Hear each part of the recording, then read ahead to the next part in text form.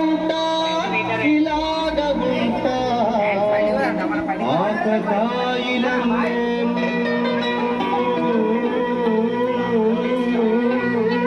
చెప్పేదాన్ని అర్థమేం చెప్పరా? అరే భాయ్ స్ట్రేట్ గానే చెప్తా ఇనుకో. సత్యం పలికే హరిచంద్రులం, సత్యం పలికే హరిచంద్రులం, అవసరానికో అబద్ధం నిత్యం నమాజు పూజలు చేస్తాం, రోజు తల్లికు చస్తాం.